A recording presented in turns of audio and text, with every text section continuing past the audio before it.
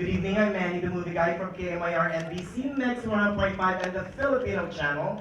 I'm also a proud voting member of the Critics' Choice Movie Awards, and I'm proud to confess that our very special guest tonight for our Q&A was my pick for Best Actor. Don't you guys agree with me? Yeah!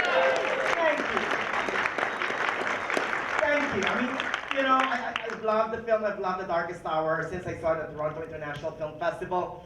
And I've loved him since Sid and Nancy and Prick Up Your Ears in the 80s, True Romance, and The Fifth Element from the 90s, right? And all the way to the Harry Potter movies. He's a prisoner of Azkaban, right? And JFK, Hannibal, and of course, Darkest Hour. And I really can't believe that he's only had 2 Oscar nominations, including for Darkest Hour. The first one was 2011's Tinker, Tailor, Soldier, Spy. So we're gonna change that. Right? So without further ado, ladies and gentlemen, the legendary Gary Oldman.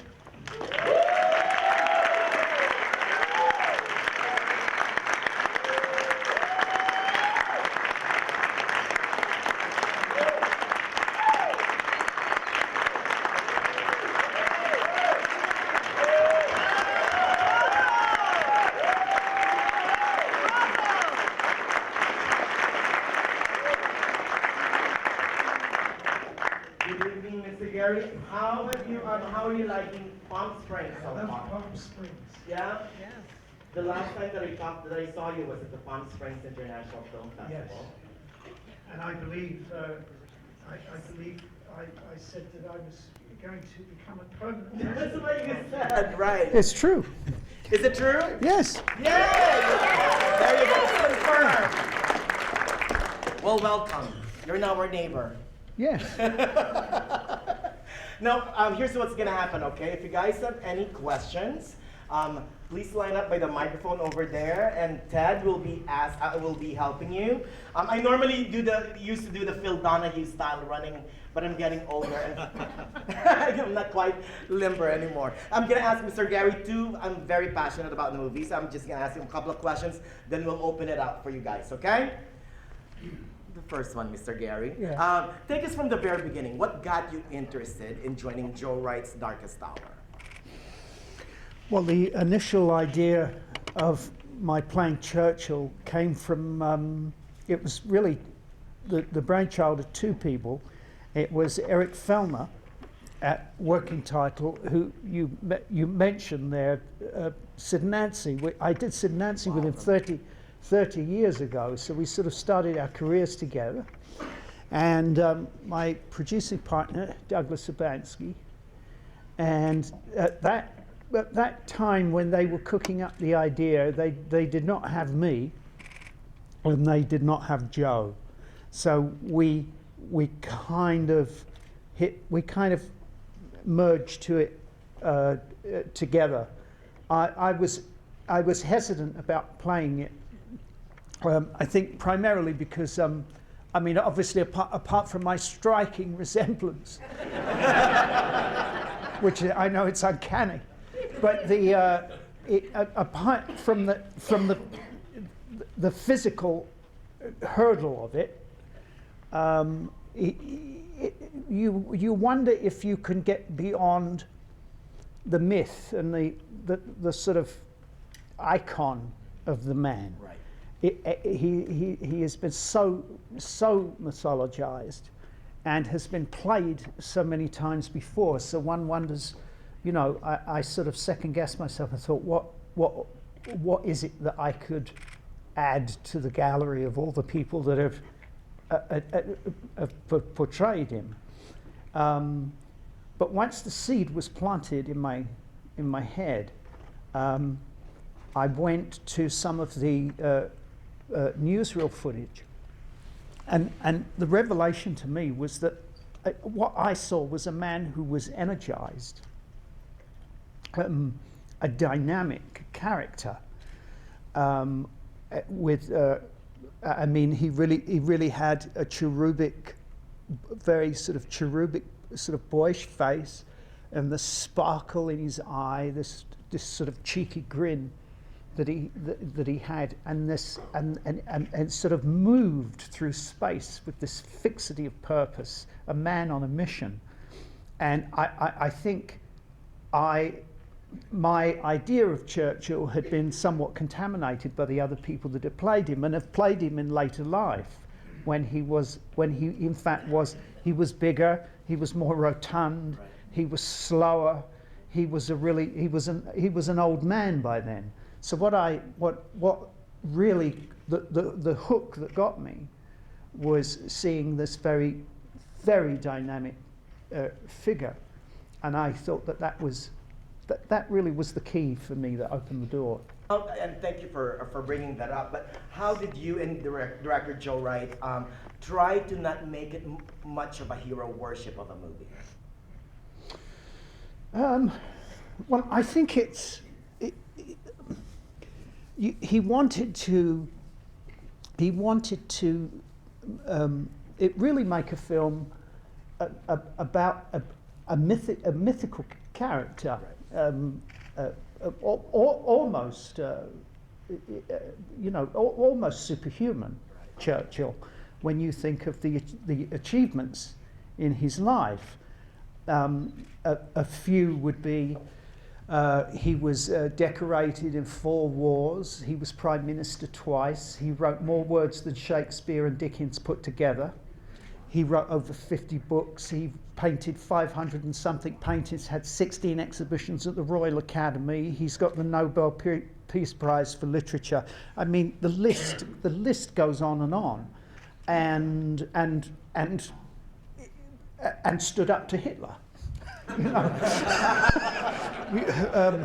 The minor thing like that. Yeah, you know. So, but he was a man. He was still a man. Right. And so I think Joe wanted to show a Churchill who, with all the warts and all, you know, as a more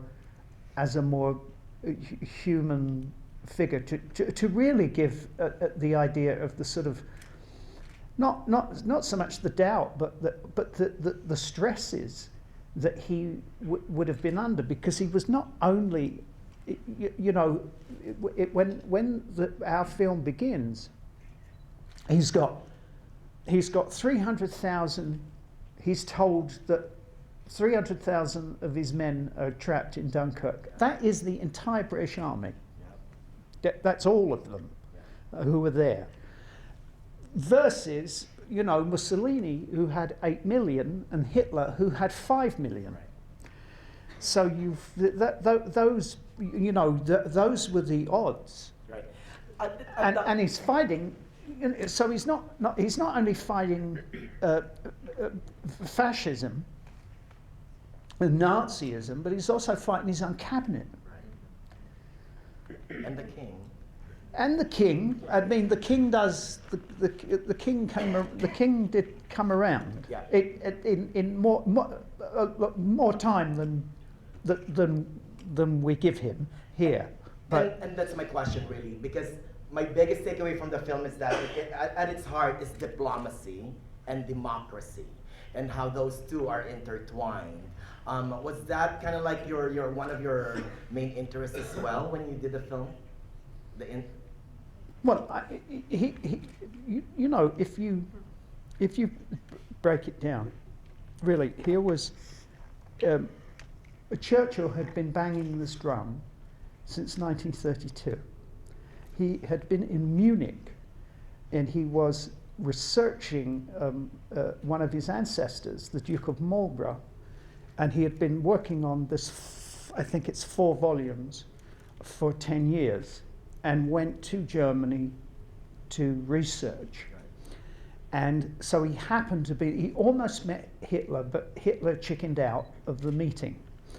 And the real point of the meeting was that Churchill wanted to directly ask him, what have you got against the Jews? And it never happened. But Churchill got first-hand experience of what was happening. And he came back to Britain in 1932 as a backbencher then and said, we have to rearm. These guys are not looking for status, they're looking for weapons. And we have to watch this guy, Adolf Hitler.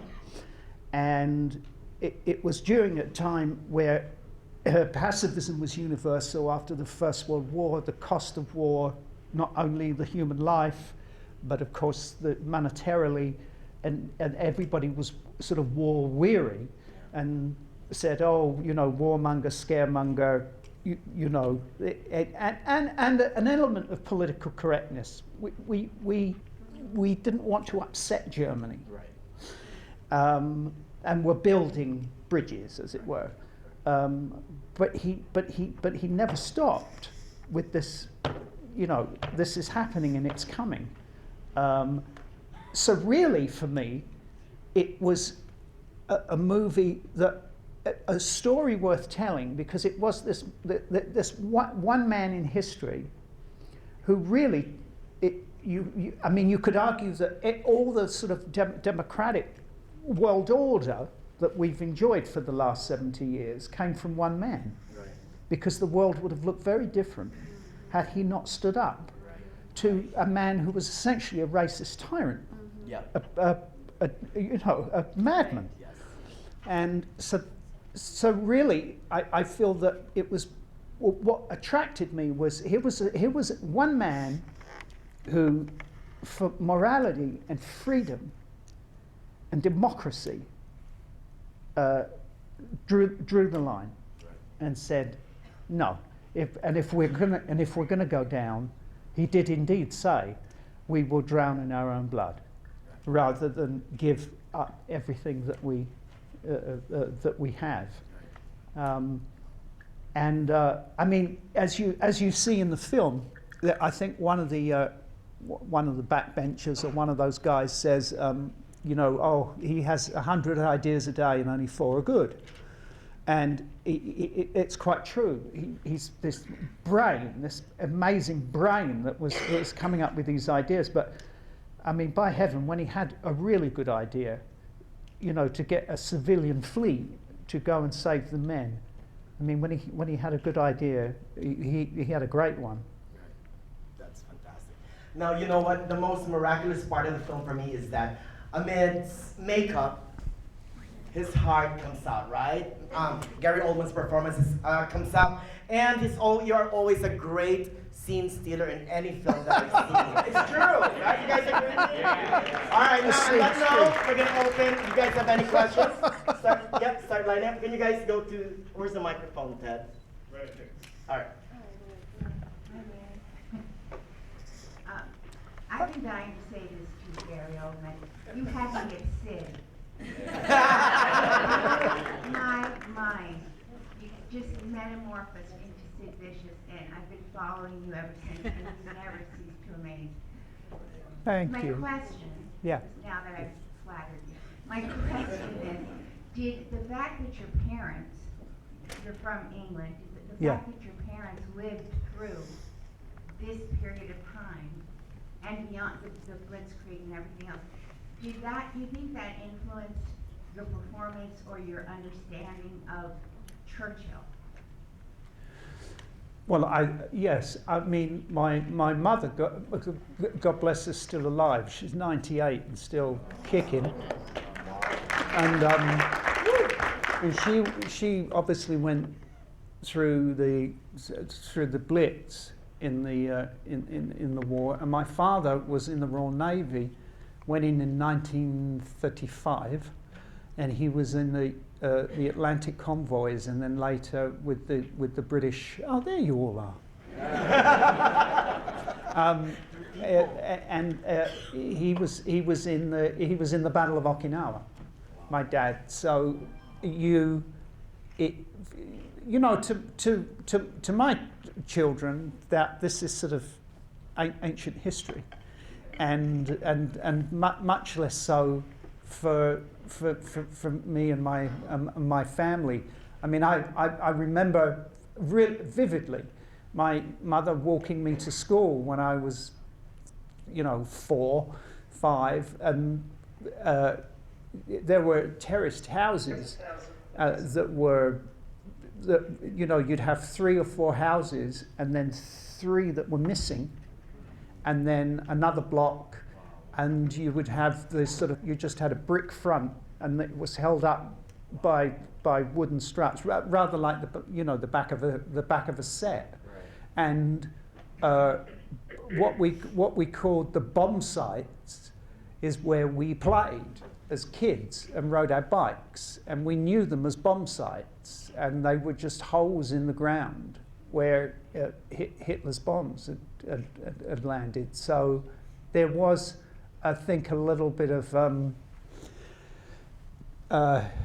patriotism, or a connection there that kind of bubbled up. So very much so.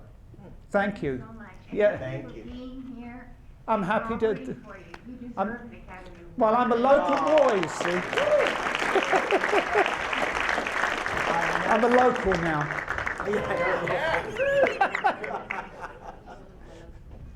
Well, you have to watch KMIR. Is that morning or evening? All day? All day. All day. It's just all day, is it? No. Yeah? Yes. All right. Okay. All right, next question. Hi, Hello. actor Gary Oldman, phenomenal. I have a friend who's a set decorator, was a set decorator in Hollywood for over 30 years, major motion pictures, 5-time Emmy nominated, won the Emmy for Eleanor and Roosevelt for White House years. She has absorbed your film 4 or 5 times now. She said, I've never seen an actor in all my years in Hollywood and in this industry that did a performance such as yours. We agree. That's where I'm Thank you. Thank you. I'm with Testimony Radio. It's an international broadcast. I'd love to bring you on and have you talk a little more about the film, why you did the film, your passion for the film. With all due respect, and I have a card right here, so I'm just going to be right out there and bold about it. But my question is for you, Gary, for all of us here today. What did you have to do personally to prepare for your role every day, emotionally, physically, and psychologically?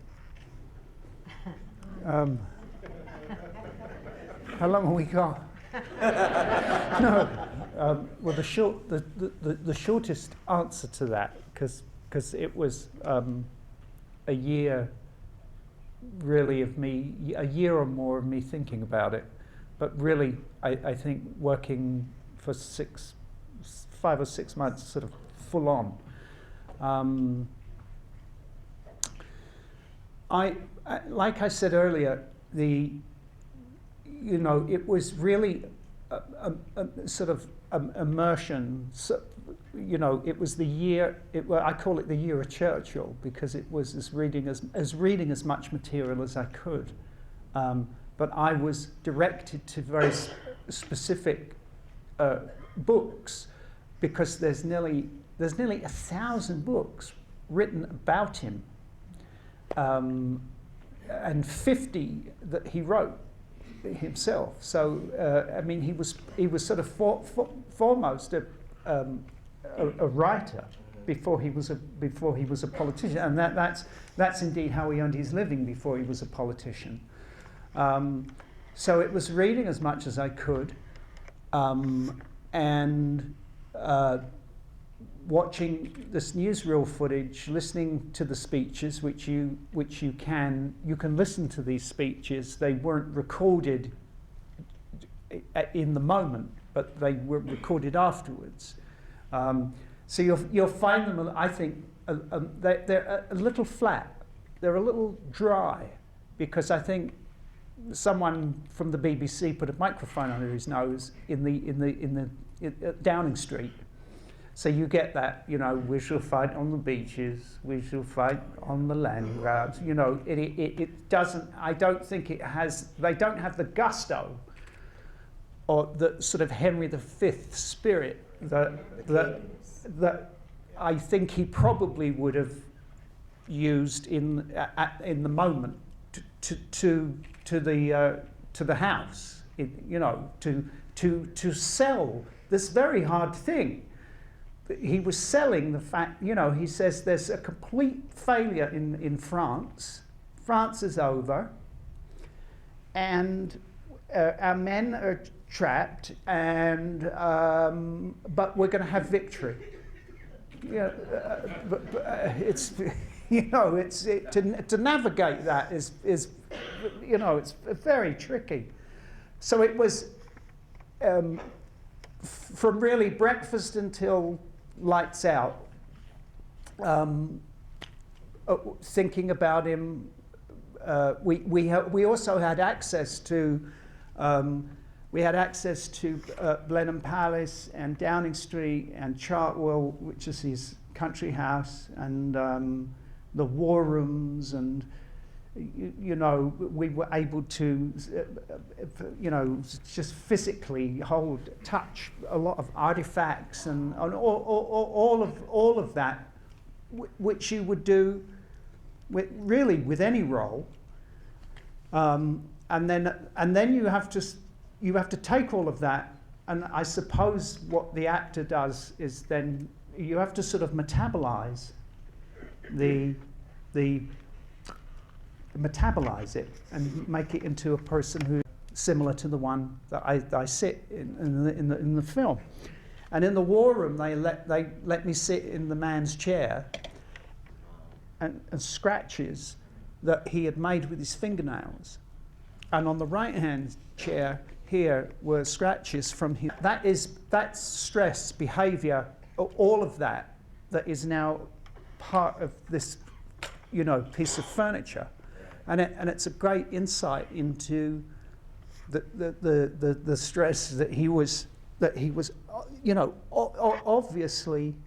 obviously under, and that goes back to the question about the film, that what kind of man did Joe want to show? Right. I think you would. You would end the day, and of course, and Clementine, I mean, she wasn't a, she gave up any hopes of becoming a statesman, but she sure helped create one. And you could argue whether would there be one without the other? That's the other. That's the story. That's the film that someone should make. Right.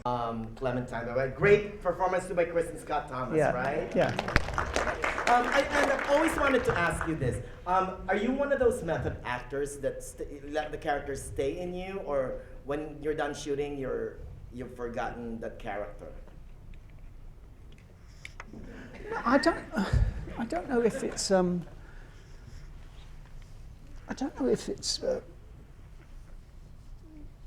well, you can't become the character. You can't become the character, and because you would be hospitalized.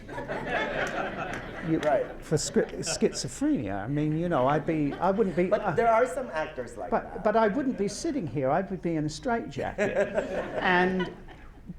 and there may be some that would tell you that. Right.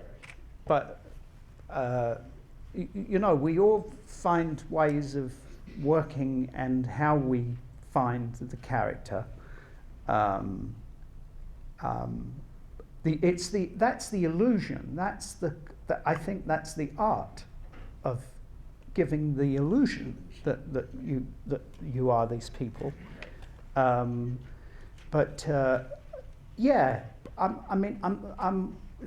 thinking about it a lot.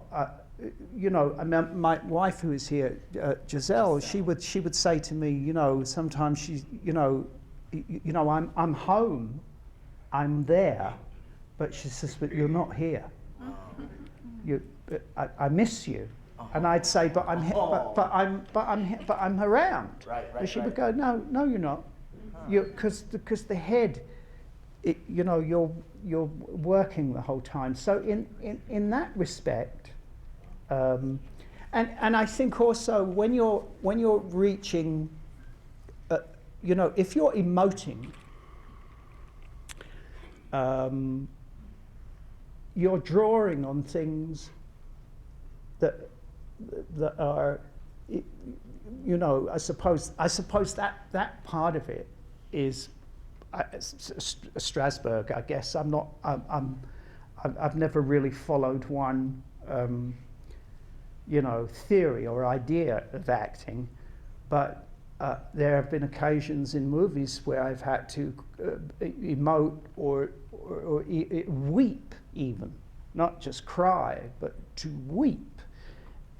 And you have to connect with things in your life to be able to produce that. So you certainly touch on your own experiences. So there's there's method acting part. And I think we would all. I worked with Sean Penn many years ago, and he needed to be, you know, in a scene and out of camera, out of shot. Someone burnt his leg with a cigarette. Oh. wow. That's whatever gets you through the night. It worked for Sean. Right. The smell of burning flesh wasn't so good for the rest of us. But Thank you for that. Interesting. Do we have another question? Right. Yeah. Hello. Gary, I want to congratulate you on a wonderful, wonderful film. Second time I've seen it, and I want to see it again. Oh, there you are. I Yeah. was wondering is there a single thing that empowered you and energized you to get Winston character within you within the character, whichever, but that empowered you to portray it. So one thing.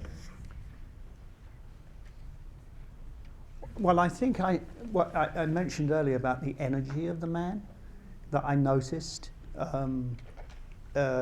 There's a particular piece of footage, and I think he might be visiting the troops in the Mediterranean, and he's there in all his, you know, with his medals and the whole thing, and he's marching ahead of everybody, you know, literally skipping around and skipping up steps. You know, he was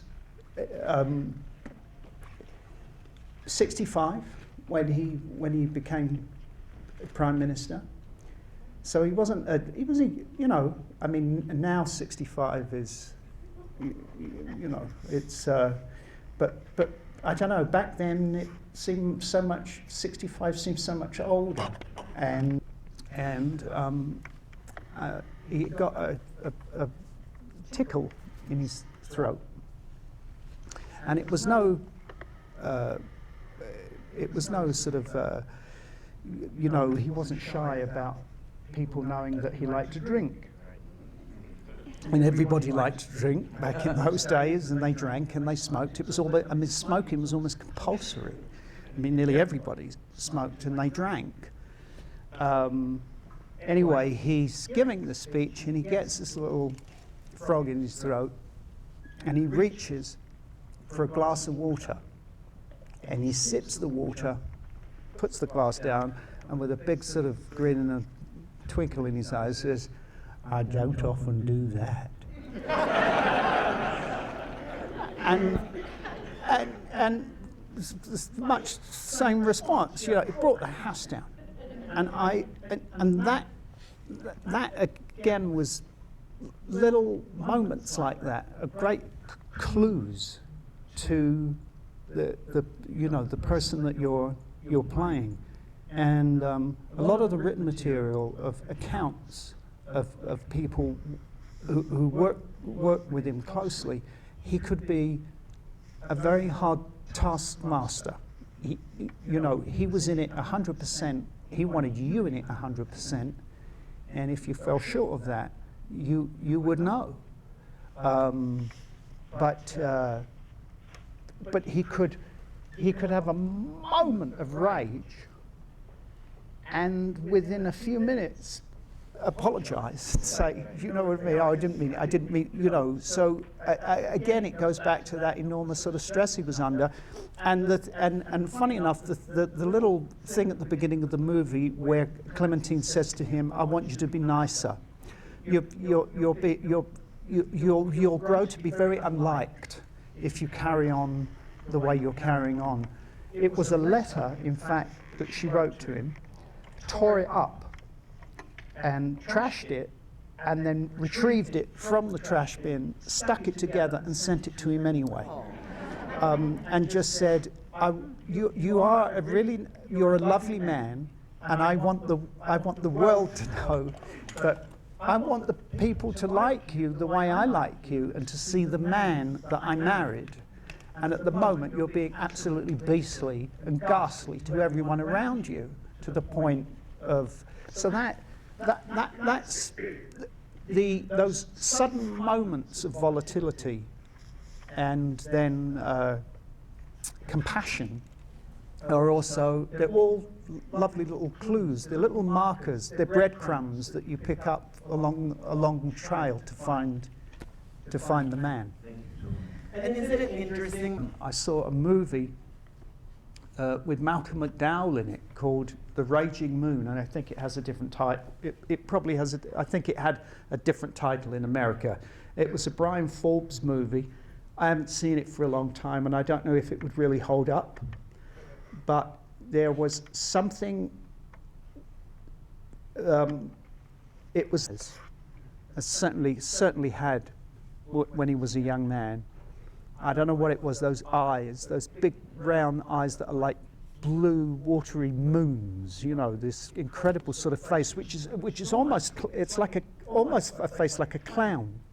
It's not conventionally handsome, but something grabbed me about that performance, and it really was. The alcoholics call it, don't they? A moment of, like a moment of clarity. It was like a sort of a lightning bolt. It was like the lights in the room got brighter, and I went, I want to do that, and that's what I want to do. And then I would, that. but it was, yeah, but it's that, there's a story that John Lennon tells about getting into sort of music, and he was in line to see an Elvis Presley movie, and first of all was just amazed. I mean, this line went, I mean, now we talk post sort of Spielberg and we talk about blockbuster. Right. But I believe, when Elvis was at his highest, He was sort the of, Justin Bieber of his time. and there were people, people lined around separate. Any advice for a young actor starting out? All right. Thank you so much, Mr. Gary. I just have one quick question. I just thought of it. Of all the fantastic characters that you've played along the way, since 1986 is the Sid and Nancy. I thought you were going to say since 1946. Since 1946, right. Which character, do you watch yourself sometimes accidentally and be critical about what you've done before? Oh, yeah. Yeah? Hugely, yeah. Oh, yeah. I think I think it would be a sad day that if you sat there and saw yourself and went, oh, I'm really great, there'd be nothing to, that my best work is yet to come. That's right. That's how you think. That's how you should think. That's right. Thank you so much. Thank you. And thank you for Darkest Hour, and thank you so much, you guys.